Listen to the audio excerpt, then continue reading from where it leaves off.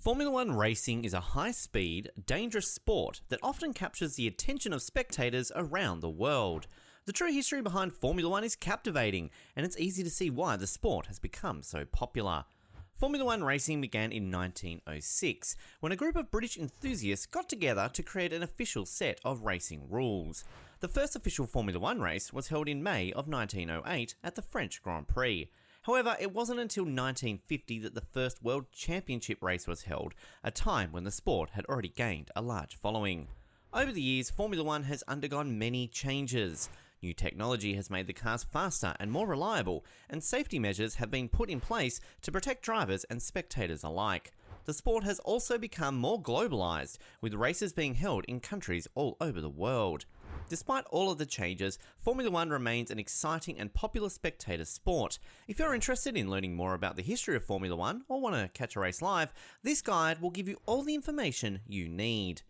The number one thing you need to know before watching Formula One is what the flags mean.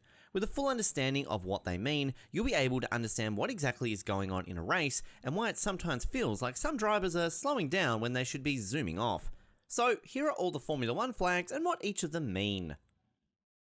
The checkered flag is the most well-known Formula One flag. It signals the end of the race and the winners are announced shortly thereafter. The black and white diagonally split flag is used to caution drivers of unsportsmanlike conduct that could potentially get them disqualified from the race.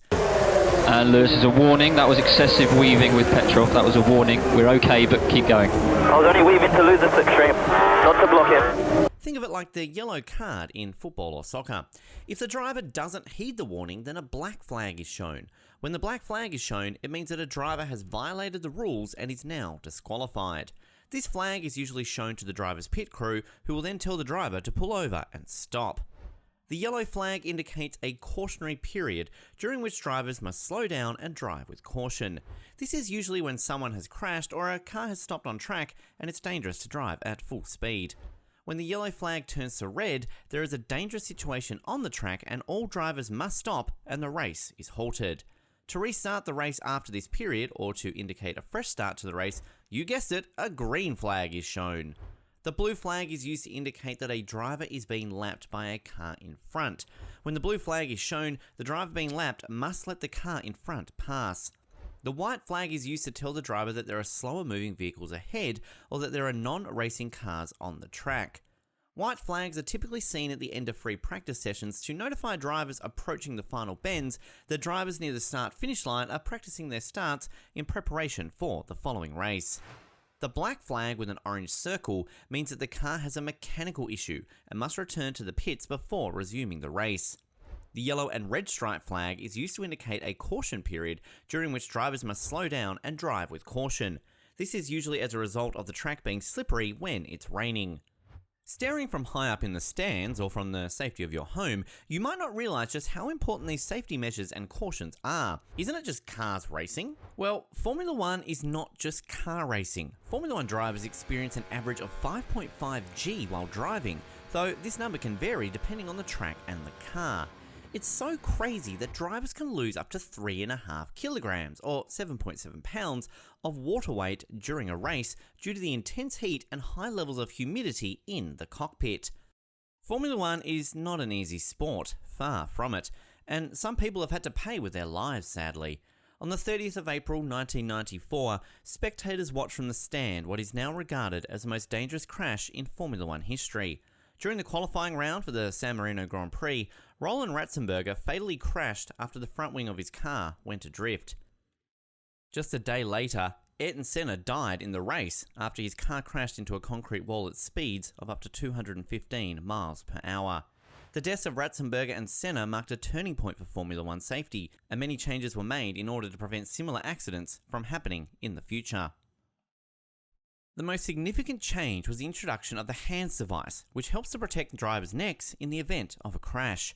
However, this is not to say that Formula One still doesn't have its fair share of controversies. In fact, as recently as 2021, many people believe that Max Verstappen cheated Lewis Hamilton to the World Championship title. According to some, Verstappen essentially stole the title from Hamilton after race director Massey made some unfair calls late in the race. The FIA, which is the governing body in charge of Formula One, has since admitted that there were indeed human error in the title finale for last season and have apologised to both Lewis Hamilton and the Mercedes-Benz team. The new season will see maiden championship winner Verstappen battle with 7-time world champion Lewis Hamilton, who is looking to finally clinch that record-breaking 8th title. Of course, there are also other drivers who will be trying to sneak past these two to cause an upset. The season started on the 20th of March in Bahrain. To make all of this even more exciting, the Formula One 2022 season has since one of the biggest changes in cars since the beginning of the sport. The rule change by the FIA has ushered in a completely new generation of cars that is set to provide an amazing new look and, of course, incredible aerodynamics as well. This move is to curb the rise in dominance of Mercedes and give other teams a chance to compete fairly so that the races and the sport in general can become more exciting than ever. It's sure going to be one hell of a season. If you're interested in catching a Formula One race live, there are a few things that you need to know. First, races are typically held on weekends, so you'll need to plan your trip accordingly. Second, tickets can be expensive, so it's important to purchase them in advance.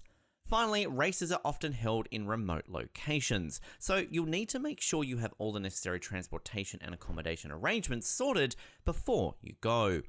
With its rich history and exciting races, Formula One is a sport that any fan can enjoy. Whether you're watching from the sidelines or getting up close and personal at a race, this guide will help make the most of your experience. For more videos about Formula One, be sure to hit that subscribe button and turn on the bell notification so you never miss an upload. Thank you very much for watching.